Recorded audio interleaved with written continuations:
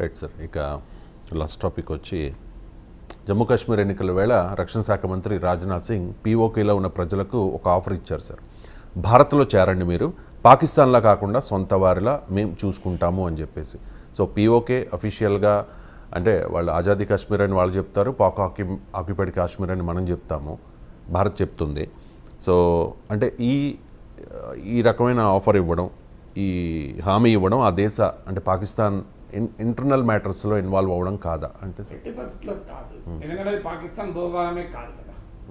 మన ఏదో బెలూచిస్తాన్లోనో, సింధులోనో, పంజాబ్లోనో, ఖైబర్ పఖ్తూన్ఖ్వాలోనో, కరాచీలోనో, లాహోర్లోనో ఉన్న ప్రజలకు కనుక విజ్ఞప్తి చేస్తే అది ఖచ్చితంగా పాకిస్తాన్ ఆంతరంగిక వ్యవహారాలు జోక్యం చేసుకోవడం. కానీ మనము అప్పీల్ చేసింది ఏంటి?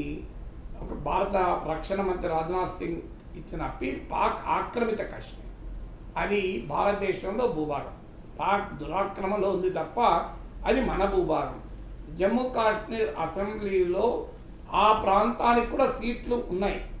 జమ్మూ కాశ్మీర్ టోటల్ సీట్లు చూడండి, ఎలక్షన్ జరిగే సీట్లు చూడండి, తేడా ఉంటుంది. అంటే పాక్ ఆక్రమిత కాశ్మీర్లో కూడా ఎమ్మెల్యేలు అఫీషియల్గా ఆ సీట్లు ఖాళీ ఉంటాయి అంతే. వాళ్ళు ఎప్పుడు చేరితే అప్పుడు జమ్మూ కాశ్మీర్ అసెంబ్లీలో వాళ్ళు అక్కడ కూడా ఎన్నికలు జరుగుతాయి. అందువల్ల పాక్ ఆక్రమిత కాశ్మీర్ అది మన భూభాగము. మనం అనేక సార్లు చెప్పాం. ఈవెన్ బెల్ట్ అండ్ రోడ్ ఇనిషియేటివ్లో భాగంగా చైనా వారు చైనా పాకిస్తాన్ ఎకనామిక్ కారిడార్ సిపిఈసిని ఈ పాక్ ఆక్రమిత కాశ్మీర్లోని భూభాగాలు ద్వారా వెళ్తే అప్పుడు కూడా మనం అబ్జెక్ట్ చేశాం. ఇది మా దేశ సావర్నిటీకి సంబంధించింది. ఈవెన్ సర్జికల్ స్ట్రైక్ జరిపినప్పుడు కూడా నేను అదే మాట చెప్పాను. సర్జికల్ స్ట్రైక్స్ చెయ్యడము తప్పు కాదు. ఎందుకు అంటే అది పాక్ ఆక్రమిత కాశ్మీర్ భూభాగాల మీద చేశారు.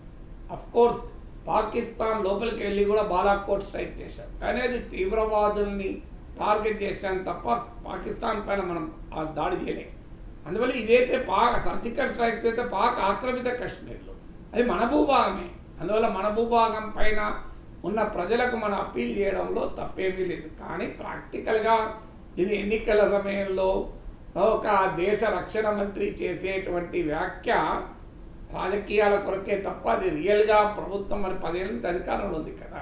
పాక్ ఆక్రమిత కాశ్మీర్ను ఎందుకు మరి కైవశం చేసుకోలేదు?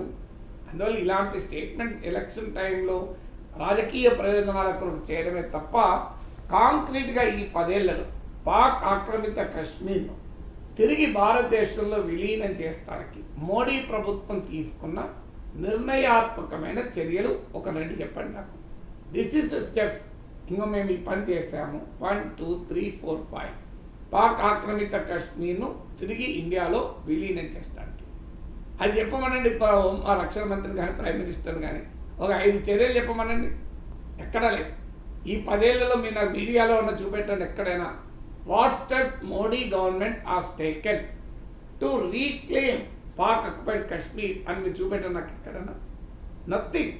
ఎలక్షన్ల టైంలో అది జనరల్ ఎలక్షన్ అయినా, జమ్మూ కాశ్మీర్ ఎలక్షన్ అయినా, దేశంలో అసెంబ్లీ ఎన్నికలైనా దాన్ని రాజకీయాలకు ఆ సెంటిమెంట్ రౌజ్ చేయడం తప్ప let the government of the day take some action. We'll appreciate కదా, వీల్ వెల్కమ్ ఇట్.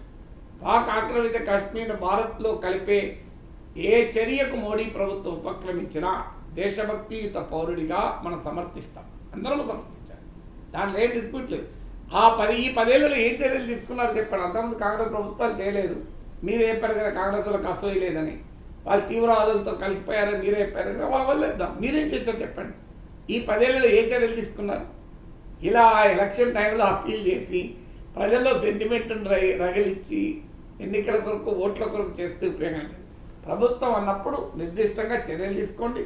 అందరము ఈ దేశ పార్లమెంట్లో ఉన్న ప్రతి రాజకీయ పార్టీ మోడీ ప్రభుత్వాన్ని సమర్థిస్తుంది. ఎక్కడా పొలిటికల్ డిఫరెన్స్ ఆఫ్ ఒపీనియన్ కూడా ఉండదు. ఏ రాజకీయ పార్టీ కూడా పాక్ ఆక్యుపైడ్ కాశ్మీర్ తిరిగి భారతదేశంలో విలీనం చేసే చర్యలు అపోజ్ చేయదు కదా.